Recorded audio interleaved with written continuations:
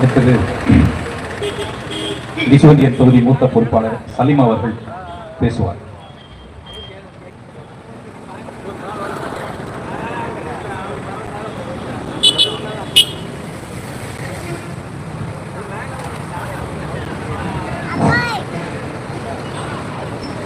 அனைத்து உறவுகளுக்கும் அன்பு வணக்கம். அண்ணன் செந்தமிழன் சீமான் அவருடைய வழிகாட்டுதலின்படி கள்ளக்குறிச்சி மாவட்டம் நாம் தமிழர் கட்சியின் சார்பாக வக்ஃபு திருத்த சட்ட மசோதாவை எதிர்த்து கள்ளக்குறிச்சியினுடைய மாவட்ட மண்டல மாநில ஒருங்கிணைப்பாளர்களினுடைய சிறப்பான ஒருங்கிணைப்பில் நடந்து கொண்டிருக்கின்ற இந்த கண்டன ஆர்ப்பாட்டத்திற்கு வருகை புரிந்த அனைத்து உறவுகளுக்கும் ஆங்கங்கே கேட்டுக்கொண்டிருக்கின்ற வணிக பெருமக்களுக்கும் அன்பு வணக்கம். வக்ஃபு திருத்த சட்ட மசோதா தமிழகத்தில் இன்றைய அளவில் வக்ஃபு திருத்த சட்ட மசோதா எதிர்த்து அண்ணன் சீமானவர் தலைமையில் தமிழகம் முழுக்கும் நடைபெறுகின்ற இந்த ஆர்ப்பாட்டம், வக்ஃபு சொத்து என்னன்னு தெரிஞ்சாதான் அது சட்டம் என்னன்றது தெரியும். அதை ஏன் மாற்றாங்கன்றதையும் நம்ம விளங்கிடணும். இஸ்லாமியருடைய கோட்பாட்டின் அடிப்படையில் ஒரு மனிதன் தன் வாழ்நாளில் சம்பாதிக்கின்ற தன்னுடைய சொத்து மதிப்பில் 2.5% சதக்கா செய்ய வேண்டும். அதாவது ஏழை எளிய மக்களுக்காக தான தர்மங்களை செய்ய வேண்டும். இதுதான் இஸ்லாமிய சட்டம். இந்த சட்டத்தின் அடிப்படையில் ஒரு இஸ்லாமியர் உயிரோடு இருக்கும் போது செய்கின்ற நன்மைகள் அவருடைய மறுமை கணக்கில் ஏற்றப்படும், இஸ்லாமுடைய நம்பிக்கை. ஆனால் அதே இஸ்லாமியர் இறந்து போனால் இறந்த பிறகும் அவர்களுக்கு நன்மை சேர்க்க வேண்டும் என்பதில் சில விதிமுறைகள் உள்ளது. 7 வகையான விதிமுறைகள் உள்ளது. அதில் எண்ணற்றவர்கள் ஒன்று இந்த சொத்து.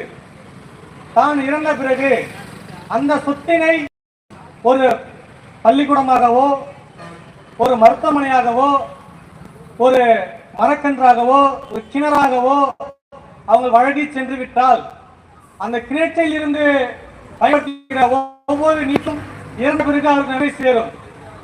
ஒரு கல்வி நிலையமாக இருந்தால் ஒவ்வொரு மாணவர்கள் படிக்கிற நீக்கும் அந்த மரத்திலிருந்து உருவாகின்ற ஒவ்வொரு கனிக்கும் அந்த இஸ்லாமியருக்கு நன்மை சேரும்.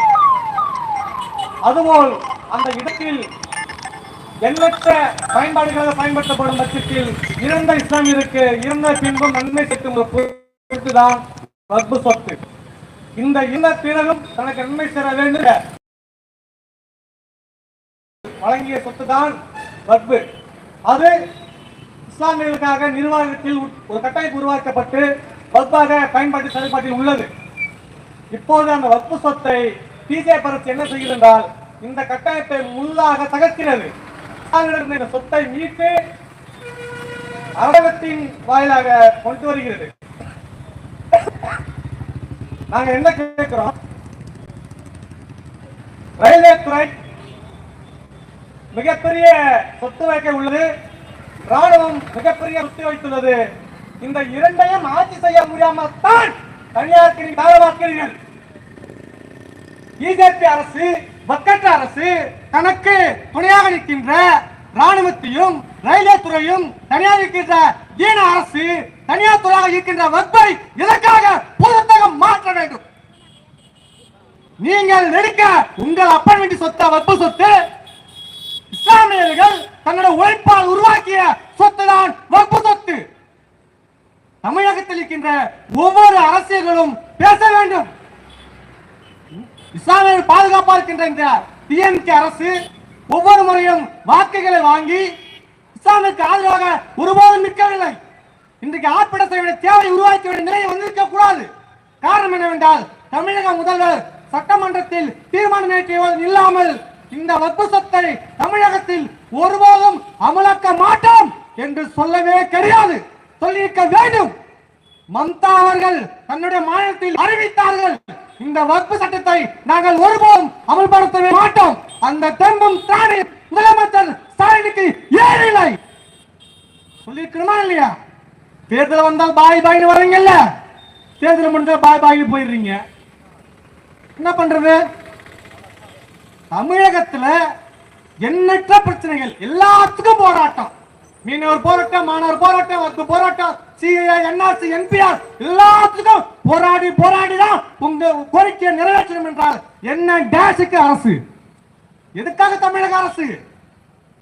எதுக்காக தேர்தல்? 900 கோடி செலவு பண்ணி எதுக்காக தேர்தல் பண்ணணும்? எதுக்காக முதலமைச்சர்? எதுக்கு எம்எல்ஏ? எதுக்கு எம்எல்ஏ? ஆட்சியாளர் எதற்காக? ஒவ்வொரு முறையும் இதுதான் செய்வீங்களா? பிஜேபி அரசுக்கு 2 எதிரி தாங்க. ஒன்னு இஸ்லாமியர்கள், இன்னொன்னு தமிழர்கள். இதுதான் உண்மை. அதனால நிற்கிறோம். நாம் தமிழர் கட்சி மொழியாக இனமாக நின்று உங்களை ஒருபோதும் எதிர்க்காமல் இருக்கவே இருக்காது. நாம் தமிழர் என்றால் சாதி அல்ல, மதம் அல்ல, இனம். எங்கள் கோட்பாடு ஒன்றே ஒன்றுதான். இஸ்லாமிய கோட்பாடு ஒன்றுதான். லக்கும் தீனுக்கும் வலியதீன். அவரவருடைய மார்க்கம் அவரவர்களுக்கு. உன்னுடைய மார்க்கம் உனக்கு, என் மார்க்கம் எனக்கு. இதேதான் எங்கள் அல்லாஹ் சீமானின் கொள்கையின் கோட்பாடும் அதேதான். உன் மதம் வழிபடு, சேர்ந்தது வழிவிடு. இஸ்லாமிய கோட்பாடும் நாம் தமிழ் கோட்பாடும் இதேதான் போதிக்கிறது. அன்பு உறவுகளே, வக்பு திருத்த சட்டத்தை எதிர்த்து போராடுவோம். நாம் தமிழ் கட்சி கடைசி நொடி வரை எதிர்த்து போராடி கொண்டே இருக்கும். அன்பு உறவுகளை நீங்கள் சிந்திக்க வேண்டும். தமிழகத்திலும் சரி, மத்திய மாநில அரசுகளும் சரி, நாம் தமிழ் கட்சிக்கு என்றுக்கும் எதிராக நிற்கும் வக்பு சட்டத்தை வன்மையாக கண்டித்து எதிர்த்து பேசுகிறோம். நன்றி, வணக்கம். நாம் தமிழர்.